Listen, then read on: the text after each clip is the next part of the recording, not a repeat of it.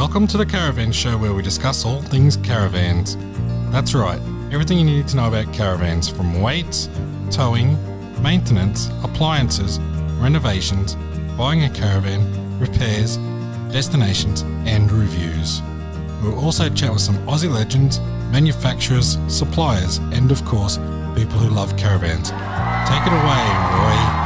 G'day everyone, it's Roy here from the Caravan Show podcast, and I have with me today the Mayor, Lyn McLaughlin from the Burdekin Council. Lyn, how are you?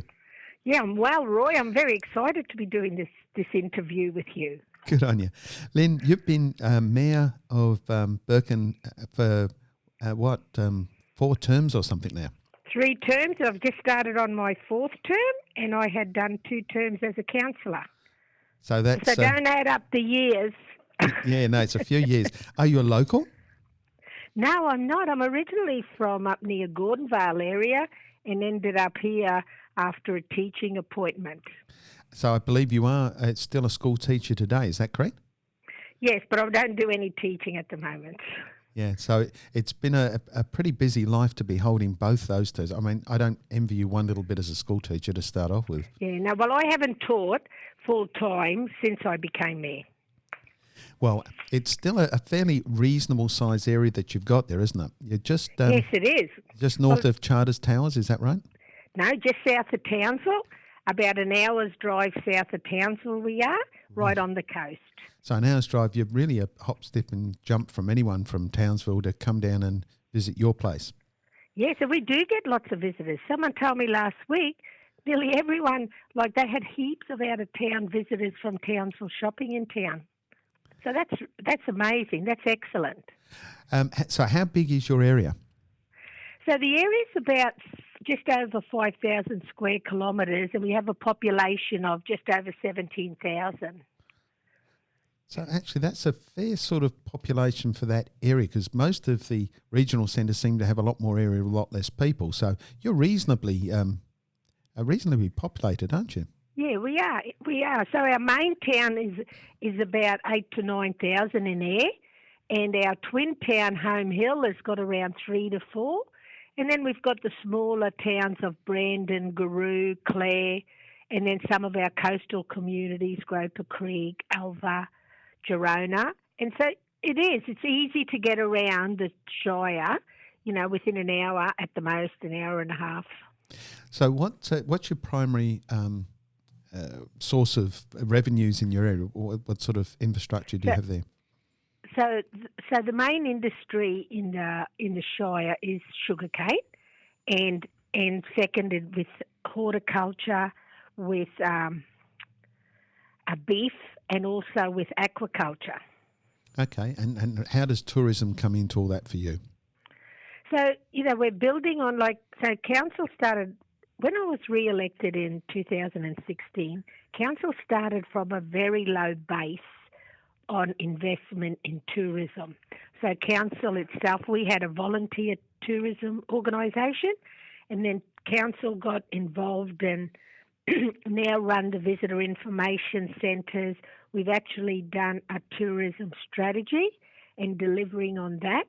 And so, when you start from a low base, we've got a long way to catch up with the councils that have been investing hundreds of thousands of dollars every year. But, we're doing great strides forward. You have a number of caravan parks? Yes, we do. We do have caravan parks. There's about 11 in the Shire. Okay. What about free camps? Your free campsites, look, the main free campsite that is known up and down the coast all throughout Australia is the Home Hill Comfort Stop. And that was an initiative of a council in 2000, and it was all around rejuvenation and upgrade of the CBD areas. So they refurbished the CBD and did the Home Hill Comfort Stop in Home Hill, and we can have up to 60 vans stopping there on one night. They're limited to one night or 2 nights, or? No, they can stay for 2 nights. And then what 2 happens? 2 nights in a week. So lots of people come here, stay for a couple of nights. They might go to Charters Towers and then come back. Might go to Bowen and then come back. So, we do have lots of return visitors.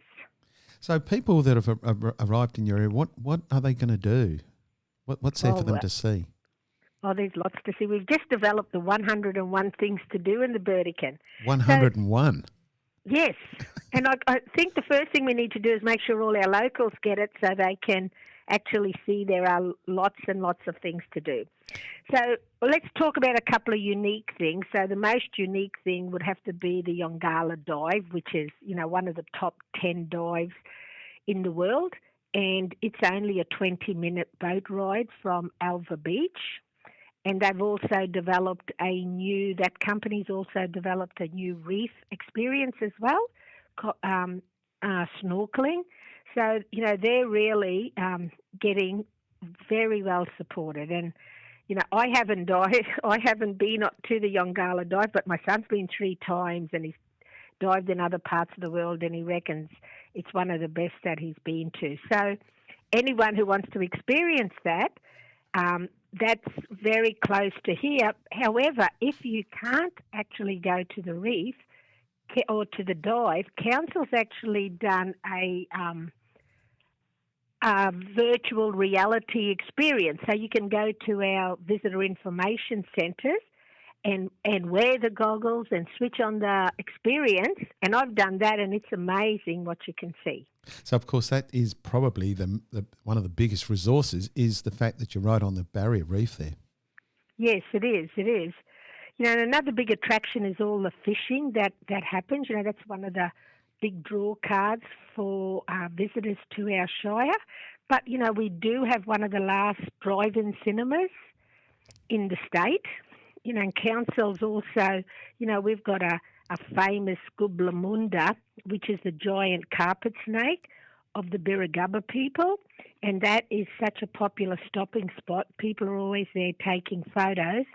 And that then goes on to the Juru Walk, where you can see some of their plants and walk through a remnant rainforest. So, that's a great stop for people. Also, Council has developed a Burdekin art trail in the last few years and always building on that as well. And another one of our major tourist stops is the Mount Inkerman Lookout. And from there, you can see the whole region. So it's just breathtaking panoramic views from there. So you also have a fairly high Indigenous population, or certainly their culture in your area too, don't you? Yeah, in the Burdekin, yeah, and we work closely with them. So they now, the Gudjata Reference Group has the lease over the former Home Hill Showgrounds, and they've developed some sculptures in there. They've developed the turtle tour where they go out to rescue the turtles, and they've got the facilities for that. They've also look at the Juru Walk that I talked about. They run a cafe at Plantation Park, and they also have artwork there for sale at their facility. And we work closely with them with our Sweet Days Hot Nights Festival, where we grow the cane. So going back to this, your Indigenous population, is there any issues at the moment? Because we know that we're having to protect them from the COVID-19. Are they opened up at this stage for visitors, or will we still have these people isolated? No, they're part of our community, so they're not. They aren't a separate council area. The Indigenous are part of our community. We don't have a dedicated area for them. They are part of the Burdekin. So it's really only the remote Aboriginal places that are still heavily protected. So how many COVID-19 cases have you had in your area? So we had one COVID very early on, which was a returning visitor from overseas, and they isolated as soon as they were back. And we've had no other instances. And, the people have been amazing. They've really understood the importance of social distancing, isolation, and, the police had very little challenges during that time. Yeah, which is a really important thing. I mean, we keep promoting Australian tourism, Australian travel. We want our people to to get out there and meet Australians and support Australian stuff without having to go overseas to spend their Australian dollars. Where, well, there you go. I mean, it is Australian dollar, so we can not have to worry about exchange rates for a start off, and we can actually do these travels. We can actually get to places in less time than it takes us to fly overseas, and it's a much safer thing to do. So, we are pushing this point. The other point that we like to push is the historic value that Australia has, because people travel overseas, and a lot of it's based on seeing historic things, but we've got our own history, not only as local Australians, or should I say white Australians. We've also got the history of the Indigenous people that go back thousands of years, and we've not really ever, I think, truly embraced that the way that we should. It's only in recent years we're starting to appreciate art and some of their cultural values. And so, we do want to be able to visit them, but, we go to remote places, we can't do that. So we can see some of that in your area, can't we? Yes, we definitely can. And I think that the people in North Queensland really have been supporting the region. And so, like, all of those people who turned up for shopping and for a visit and to go to the nature-based play space we have, which is right next to the Gudjata Reference Group Cafe and Gublamunda, the big carpet snake. Like, I think we are seeing people travelling within their regions and within Queensland. I think we're all a little bit guilty of saying, oh, yeah, I can see that anytime because it's just down the road. Whereas now people are really actually doing that, and lots of families I've been talking to here have actually booked a week away in the region, which normally they may not have. And so people have actually pursued to visit and to holiday in their own areas. Yeah, I mean, we were talking about this off air earlier, actually, and the question was posed, how long do you think it would take just to tour Queensland as opposed to tour the whole of Australia? So people keep saying, I've done the big lap.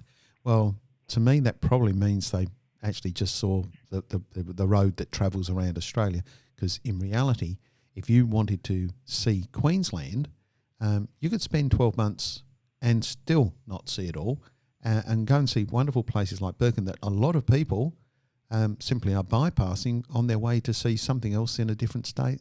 And it doesn't make a lot of sense to me.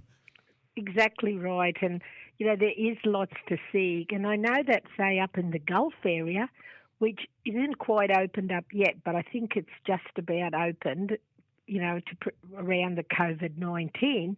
But in my times going north, like to get to Weipa or to get to Normanton, all of those places are worth visiting. Cooktown, there's so much history at Cooktown. And, I think you could easily spend in a van that year travelling around Queensland, no problem at all. Yeah. And I think the important thing is, sorry, Roy, I think one advantage is that if you take your time, you actually get the sense of the people. And one of the strengths in the Burdekin is the friendliness and openness of people. And we've had many travellers who travel through here have now come back and settled here in the Burdekin. Yeah, we actually hear that. We hear that a little bit in talking to the mayors throughout the country, and special place, but amazingly more in Queensland than seems to be anywhere else in the country. So we are living in a very special place, aren't we? Yeah, we are. And, the Burdekin, I'll push the Burdekin as much as I can, but, the Burdekin, we have about 300 days of sunshine. We've got drought-resistant environment because our water supply comes from a large aquifer, which can then be replenished from the Burdekin River and the Burdekin Dam. So that's the strength of the Burdekin, is the water, and also its proximity to a major city to the north. 1 hour you can access, air flights, hospital, university, medical facilities. And also, it's a wonderful place to raise a family. The people are very friendly. We have 17 schools in our region, and it's just so many natural assets that attract people here. One of the questions I asked everyone, I'm not going to let you off the hook. I'm going to ask you the All same right. question. There is something or some places that are really only known to the locals, those little special secrets that you can't find on Google or whatever. And I'm going to put it on you to share some of that with us today. Well, I think that one of the biggest ones are the fishing spots. So every time we look to develop a fishing strategy or something to do with the fishing spots, everyone everything goes quiet. No one's available to share that. So I won't be able to give you any of the secret fishing spots. But I think one of the areas that we're looking to develop further is the Cromarty wetlands that are it's famous for its bird viewing. It's like Kakadu. It rivals Kakadu in the wet it has 255 species of birds there, plus reptiles, plus mammals and countless species of invertebrate as well. So, we have really good bird viewing. That'd have to be the biggest one, but we also have bird viewing at Lily's Mere Lagoon and also at Horseshoe Lagoon. So they really do attract a lot of people, and anyone who does bird viewing is well aware of the number of species that the Burdekin does have, and easily accessible, and that I think is a big advantage. It's not far off the highway. It's easy to access. Is there plenty of places or are there places, should I say, that people can take their caravans or cars for repairs? Because that's a fairly important one for our people. Yeah, where people can have their cars serviced. Yeah, we do. Yeah, we have like 2 24-hour fuel stations, firstly, and then we have over 30 vehicle repair businesses in town, which means like mechanics, auto electrician, tyre fitters, and get your car serviced. So there would be over 35 vehicle repair businesses throughout the Shire. That's amazing. That's a percentage. It's huge. I keep telling you, it's the place to come.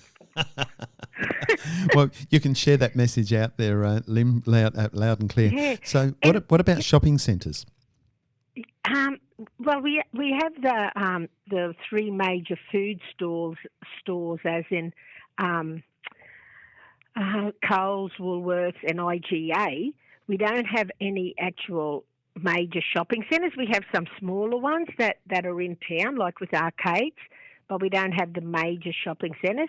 24-hour at McDonald's, and the 2 service stations offer food 24 hours. So you're right up there with the modern amenities, aren't you? Yes, they are. They really can access, and we have our internet is very good, and there are a couple of patches further out of town that may have gaps that we're continually trying to address. But on the whole, the whole district has good internet service. And that was the next question I was going to ask, don't you? Oh, was it? Oh, absolutely. Right. Well, it's important. People want to be able to connect the internet. It's a big thing. Yeah. And they're really spots out of the main areas. It's not like if you're going to Millaroof or Dalbeg for a drive, which is our westernmost area. It's not like the whole area is out. It's really patchy on the way out, so you could still find spots to connect into the internet. I did forget to mention, when we were talking about the free caravan parks, we talked about that, but one of our other advantages or quiet businesses is the farm stay. So there's a wonderful farm stay out near Brandon, and owner there is a farmer, and he really does do a lot of work around taking people to see cane fires, talking about the actual industry, and it's located on a creek. So it's a beautiful setting. It's got mango trees, and it really is a nice area to come and stay as well. We talk on the show a lot about passion, and I've got to say I hear a lot of people with a lot of passion, but probably you're probably the most passionate I've had on the show. You really do love where you are and what you're doing, which is absolutely fantastic. Lyn, I think you better button down for your fifth session as mayor, from the sounds of it. So I'll tell you a story. So I was doing a welcome they have junior championships for tennis here, and I was doing a welcome for the opening. Anyway, and I was talking about, what a great place it is to live. And, our biggest advantage are the people. We have over 80 sport and recreation groups that operate with volunteers in a shire this size. So you can access just about anything. Anyway, and I was giving this talk, and then someone from up home, where I come from, a good friend of the family, said, "Oh, I see you've now deserted us up north." I said, "Oh, no, I still love home. Home's always home." But, yes, he was rather surprised that everything I spoke about was about the Burdekin and how wonderful it is.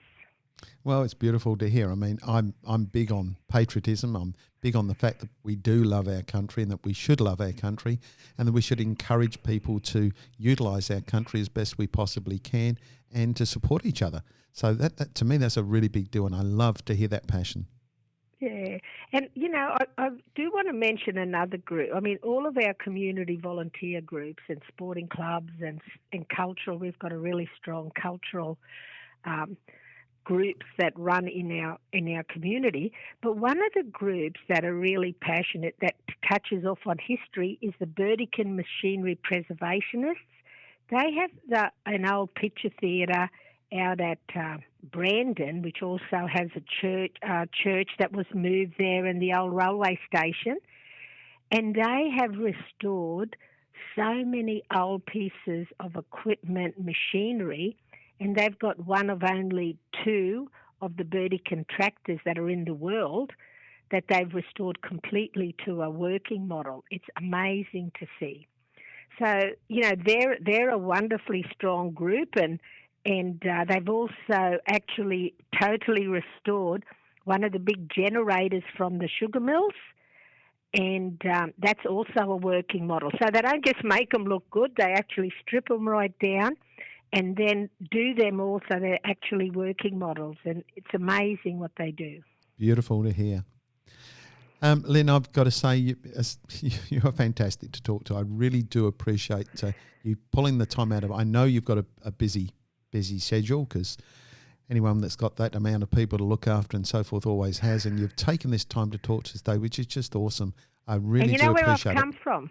You know where I've come from?